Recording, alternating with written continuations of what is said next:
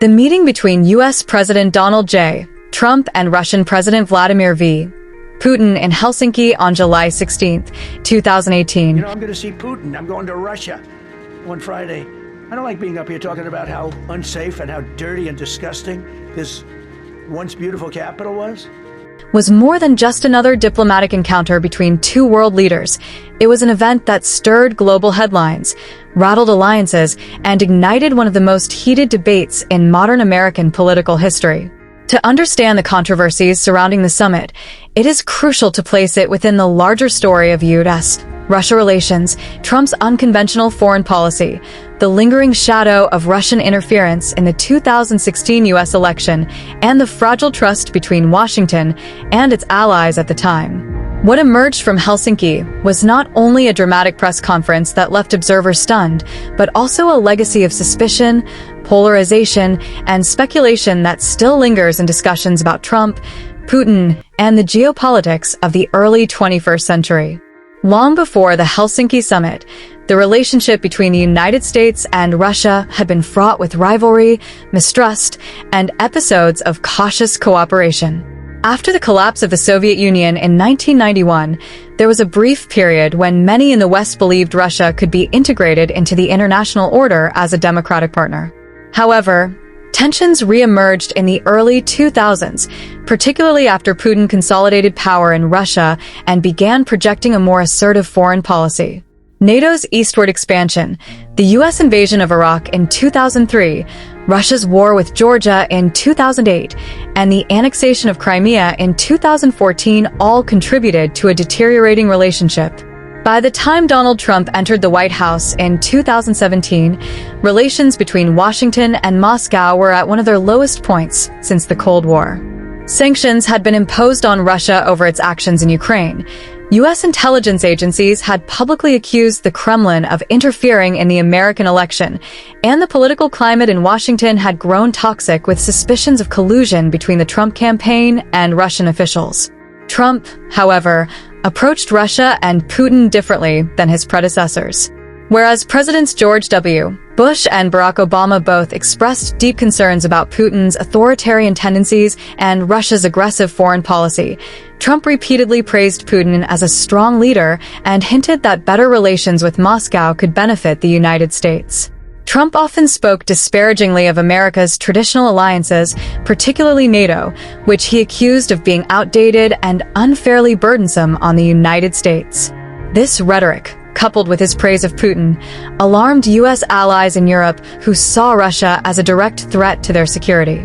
To many observers, Trump's attitude toward Putin suggested an openness that bordered on admiration, raising questions about whether the President of the United States was willing to compromise traditional American stances in favor of cultivating a personal relationship with the Russian leader. The Helsinki summit was arranged against this backdrop of suspicion and anticipation. Officially, the agenda included discussions on nuclear arms control, counterterrorism, Syria, Ukraine, and improving bilateral relations. Yet the real focus was on the optics of the meeting and the potential revelations about Trump's true stance toward Putin. The summit consisted of a private one-on-one meeting between the two leaders, followed by a joint press conference that would become one of the most controversial moments of Trump's presidency. The private meeting, which lasted more than 2 hours with only translators present, immediately fueled speculation. Critics argued that it was dangerous for the U.S. president to meet with Putin without aides or note-takers, fearing that Trump might make concessions or reveal sensitive information. Supporters countered that private diplomacy could allow for frank discussions away from political pressures. But because the details of the conversation were never disclosed in full, the secrecy of that meeting became a source of endless intrigue. The most explosive part of the summit came during the joint press conference. When asked directly whether he believed the U.S. intelligence community's assessment that Russia had interfered in the 2016 election, Trump appeared to side with Putin. He stated that Putin had strongly denied the allegations and suggested he had no reason to doubt him. This moment, broadcast live around the world, triggered immediate outrage across the political spectrum. For many Americans, it appeared that the President of the United States had publicly rejected the conclusions of his own intelligence agencies in favor of taking the word of a foreign adversary. Lawmakers, journalists, and former officials reacted with shock, calling Trump's remarks disgraceful, dangerous, and even treasonous. Former CIA Director John Brennan described the press conference as nothing short of treasonous, while Republican Senator John McCain called it one of the most disgraceful performances by a U.S. president in memory. Trump's defense of Putin at Helsinki was not the only controversial aspect of the summit.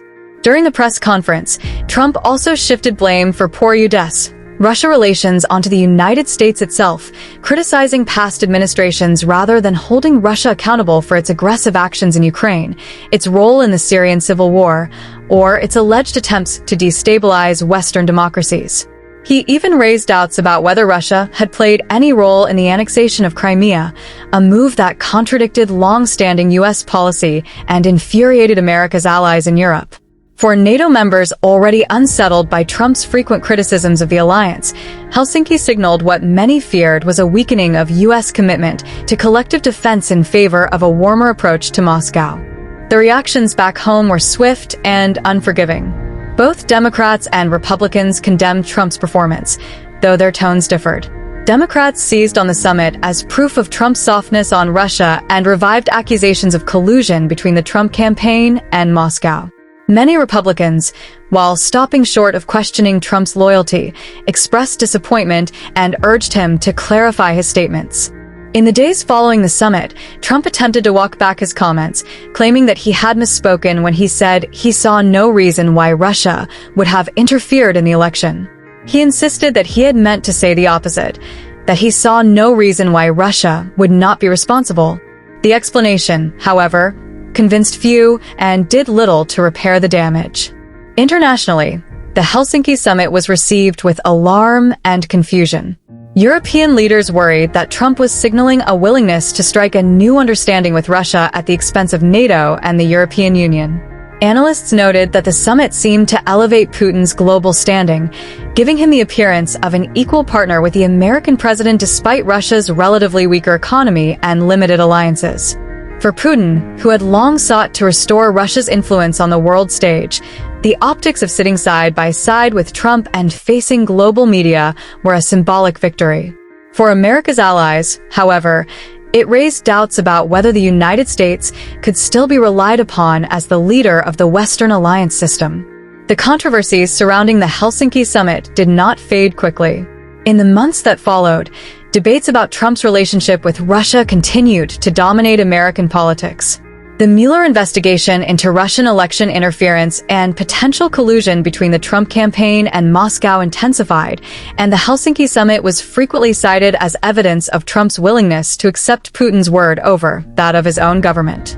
Critics argued that Trump's actions emboldened Russia to continue pursuing aggressive policies in Ukraine, Syria, and beyond, while undermining U.S. credibility abroad. Supporters of Trump, however, insisted that the summit was a legitimate attempt to ease tensions with a nuclear superpower and that his critics were determined to twist his words to fit a narrative of disloyalty.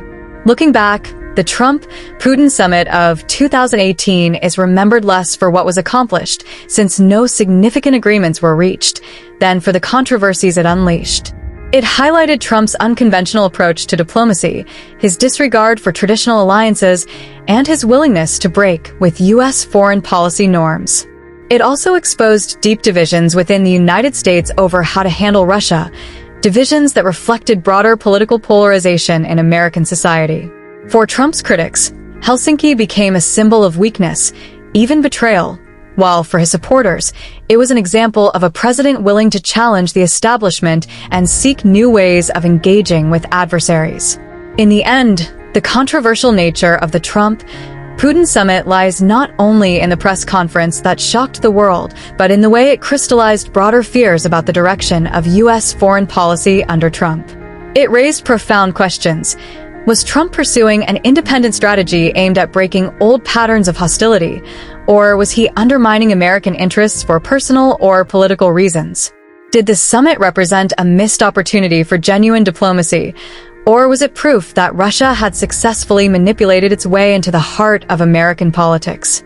These questions remain unresolved, but they ensure that the Helsinki summit will be studied and debated for years to come as one of the most extraordinary and controversial episodes in modern diplomatic history.